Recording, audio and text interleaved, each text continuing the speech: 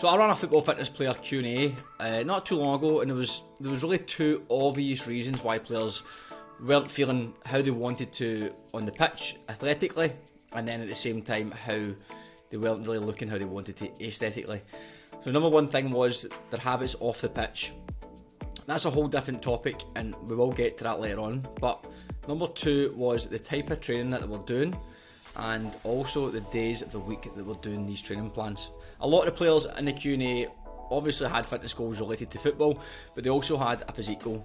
Maybe like yourself, they wanted to gain muscle, or they wanted to shift, someone wanted body fat, because they wanted to look good, and they wanted to look like an athlete as well as perform like one.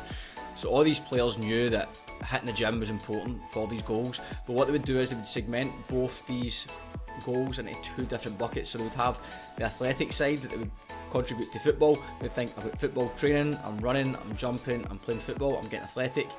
And then when they thought of the aesthetic side, they would put all their energy into just the gym side of things. Almost all of these players were led down some sort of bodybuilding pathway, mainly because when you jump on Google and you look for anything regarding training, most of the information is geared towards general population. It's not really geared towards people looking to play competitively at the weekend and also be faster, stronger, more explosive, run 10 to 13 kilometres every week, and at the same time be lean, strong and muscular. Usually it's one of those goals, and people who have those goals don't also have to play sport.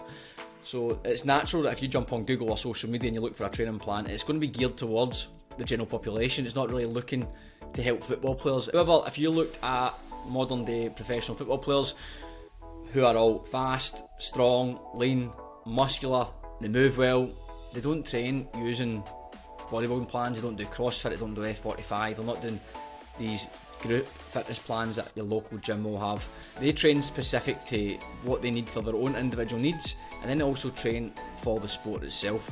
They do this in a way that helps them improve on the pitch physically, so the athletic side, but then also they do get that body, and you see every player these days, they all look like athletes, they all look shredded. I'm sure every one of you would be delighted to look like any one of these modern day players. And that's why at Football Fitness we keep all the players' programmes based on their individual needs, because every player needs something different, but it has to stay specific to the sport of football, because that's what you're training for ultimately.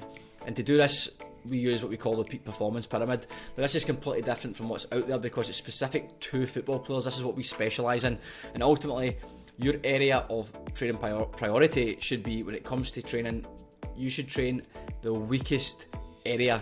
So that will be the weakest block in the performance pyramid. So when you look at the pyramid from the bottom up, you'll see that every block is only as strong as the ones before it. So at the top of that pyramid is speed and power. Everyone wants to be fast and explosive. However, below the speed and power, we've got strength, body composition, so body fat and lean muscle. We've got fitness, we've got your nutritional habits, we've got movement quality.